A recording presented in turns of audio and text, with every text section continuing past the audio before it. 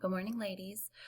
So today we're going to be reading Fidget Toys Are Banned in Schools for Causing Too Many Class Disruptions.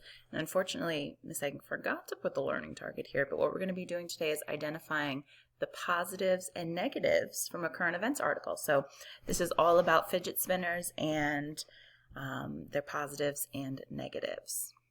You know, Miss Egg has her rose gold one that she loves. Alrighty, so let's take a peek here.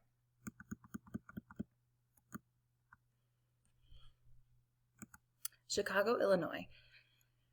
Fidgets are the must-have toy for students. These handheld toys spin and move with the push of a button.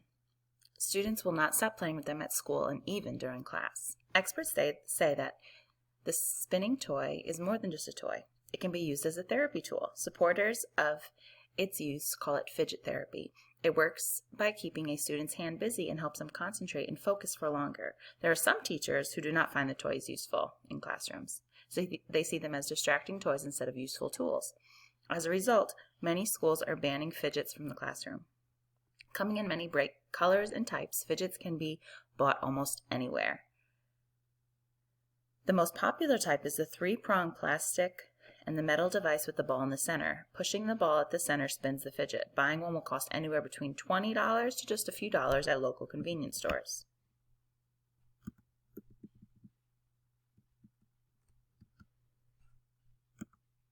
Helping students concentrate better. Supporters of fidget therapy say it helps students with ADHD and autism. Students with ADHD find it difficult to sit or concentrate. Students with autism and sometimes have trouble focusing in class. Using a fidget spinner helps the student concentrate and focus better. Kate Ellison, a principal at Washington Elementary in Evanston, Illinois, who does not like fidgets. Instead of helping students concentrate, they are distracting them, she says. Kids are trading them or spinning them instead of writing. Ellison says, an overnight sensation. The sudden popularity of fidgets took Ellison and other teachers by surprise. She said that it happened overnight, and before they knew it, students had multiple fidgets. Teachers at the elementary school recently banned the toys. Ellison wrote a letter to parents. The letter explained how the toys are a distraction in some cases. They even cause problems among students. They're treating them like they would a toy, she said, so we can't have them in class or at recess. Ellison says that she understands the therapy benefits of fidgets, and her school offers similar therapy tools. Instead of using a fidget, students can squeeze a ball, pull a rubber band, or stick and unstick a piece of Velcro. Some schools are banning fidgets. Other schools are banning fidgets too. News reports of other schools banning fidgets are going around on social media, such as Facebook and Twitter. Not all schools are banning fidgets from all students, though. Some special needs students are still able to use them as a therapy tool. Some parents approve of the ban, like Janelle Phalo. She lives in Downers Grove, Illinois with her son. Her school, Prairie View, recently banned fidgets. Still, the ban does not stop the fourth grader from using one. He brought home a homemade fidget his friend gave him. Eventually, Phalo took it away from him.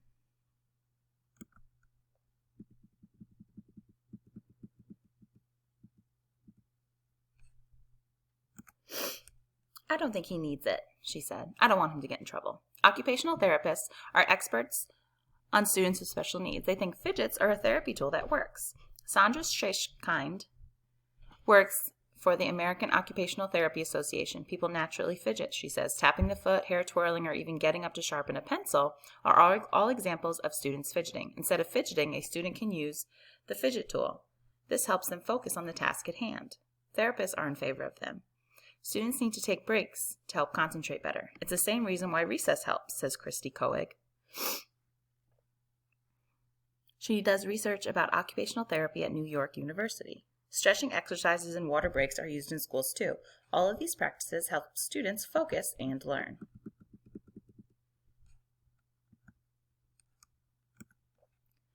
Fidget therapy has been around for a while. The sudden popularity among students as a toy is new. The reason it is popular right now may be because of social media. More and more classrooms are also being more inclusive of students with special needs. Koenig does not think banning fidgets is a good idea. She says all students can benefit from using the tool. She does warn that using therapy fidgets as a toy will not help students focus in class. We don't want kids to use them as toys to distract, she said. Alrighty, so fidget spinners, again, Miss Egan put the learning target here. I apologize that wasn't on the initial sheet in your packet. So again, learning target, I can identify the positives and negatives of using fidget spinners. So as we read in the article, I'll read through the positives first here. Students with disabilities can use them as a tool to focus their attention and help them during class. Another positive, it's a cheap toy that can be taken anywhere, that doesn't require electricity. It's easy to use, and it helps people focus when trying to concentrate on a specific task. So this goes for being in school as well as being outside of school, because Miss Egan has one as well. So negatives, distracting to other students and teachers. Played with at inappropriate times during the school day, may cause jealousy between students in regards to who can use them and who cannot. And then remember also to add on to this one too, that principal shared that some students were even trading them and doing all these things during class at those inappropriate times. And then it takes away from learning time, and students may pretend to just need it when they just want to play. So, your big task. In bold here, Miss Egging should allow fidget spinners in class. Agree or disagree, defend your stance. So remember this word stance here. We use this a lot when we were working with our DBQs. So remember, there's no right or wrong answer. You just have to make sure that you are defending your stance. So you need to pull text evidence, but also too, you can use your own background knowledge. You can use kind of what you know. Maybe you have a fidget spinner that has helped you. Also, you're going to watch a quick little video. So if you want to watch that before you decide on this, because it gives you a little bit more information, that's fine as well.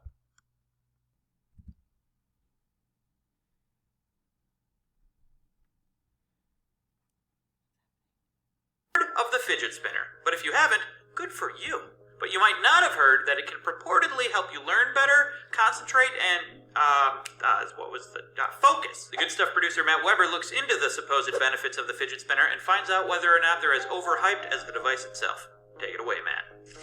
Don't take away my fidget spinner, though. You actually can't. I don't own one. Even though they were invented long, long ago in the 1990s, fidget spinners seem to pop out of nowhere. Try looking up Google searches for fidget spinner in 2016, and you'll see they are almost non-existent. Fast forward to now, and they are the top-selling item under toys and games on Amazon. It's the trendiest toy of its kind that we've seen in a long time. But is it just a toy? Various models purport a variety of benefits, including help with concentration, relief from anxiety, and even a reduction in the symptoms of autism. So if these fidget spinners are as beneficial as they say, why are they being banned in classrooms all across the United States? Can they really help your brain the way they say they can? First, let's examine why we fidget. Surprisingly, this is a hard thing to do because fidgeting behavior is largely unstudied. What we can say is that several studies have reported benefits in fidgeting behavior in cases where subjects suffer from ADHD, or attention deficit hyperactivity disorder. ADHD is a brain disorder marked by an ongoing pattern of inattention or hyperactivity that interferes with functioning or learning. There is evidence that excess gross motor activity or hyperactivity is actually a mechanism that helps those with ADHD concentrate. This hyperactivity in early childhood is usually an indicator of ADHD, and until recently, fidgety or restless behavior has been viewed as an impediment to concentration and working memory. Working memory is the brain's ability to process information in the moment. The more efficient our brain's working memory is operating, the better we learn. In studies conducted where subjects with ADHD were allowed to engage in hyperactive behavior, their working memory visibly improved. That is, when they were allowed to fidget, they were better at learning. These studies proposed an interesting theory. Hyperactive tendencies are a way for people with ADHD to cope with their disorder and to concentrate better. That is, through fidgeting, you occupy the part of your brain that is driving you to distraction. Engaging in a mundane and thoughtless task, like tapping your foot or fidgeting with a paperclip, satisfies this need for diversion without actually distracting the part of your brain that is trying to pay attention, thus allowing you to concentrate. One largely accepted theory is that humans, ADHD prone or not, cannot devote 100% of their working memory to a single task. This actually has to do with the way our brains evolved. Imagine being a caveman. It wouldn't really behoove you to focus all your attention on bashing rocks together, as some giant beast could be lurking behind you, about to bite your head off. In other words, being constantly distracted is a survival technique. It keeps us alert and safe. We wouldn't want to get rid of it or turn it off, not entirely, but we would want to occupy it from time to time. If we really needed to concentrate on something, say building a fire, we wouldn't want to be constantly looking over our shoulder, letting our focus wander. So we occupy our hyperactive brain with some simple, thoughtless task, like tapping our foot. In other words, words, we fidget. Some have theorized this is a link between the use of motor skills and learning. A study done recently found that students absorb information better while taking notes by hand rather than using a laptop. And some fidget spinner companies have jumped on this study and used it as evidence that the use of motor skills enhances the learning process. And what could be better at utilizing your motor skills than a brand spanking new fidget spinner? But this motor skills lead to better learning theory is most likely wrong. What researchers did find is that while those students taking notes with a pencil and paper took far less notes than the students using laptops, the pencil and paper group were far better at understanding and conceptually applying the material being taught. However, much to the chagrin of fidget spinner distributors everywhere, researchers concluded that this wasn't because the students were using their hands or utilizing more of their motor functions. Instead, they reasoned that the pen and paper group had to process the information as it was being given to them so they could summarize it. Having to condense the material forced the students to absorb the information, and they were more likely to retain it. But the question remains, do fidget spinners actually help us learn? After all, there are benefits to fidgeting, and concentration is one of them. So could they help those with certain disorders learn better? The answer is probably not. While fidgeting may help people with certain disorders and may be an evolutionary necessity in the general population, you're probably much better off with a pencil or tapping your foot than a fidget spinner. The thing is, in almost every study that touts the benefits of what we define as fidgeting, that fidgeting behavior is nowhere near as complicated as the operation of a fidget spinner. While a fidget spinner might seem pretty simple, it requires hand-eye coordination, which means it's a visual distraction. You have to balance it, you have to hold on to it, and you have to keep it spinning. Ultimately, this demands too much of your attention, and you are distracted from what you're actually trying to pay attention to. Remember, the whole theory behind the benefits of fidgeting depends on being able to free up your brain so you can focus on a subject and learn. If you have to consciously think about the fidgeting, then all the benefits are lost. So next time you're about to click on and buy that 2017 titanium alloy triangle rainbow fidget spinner, you might as well just get some pencils and paper, or just a rock or something.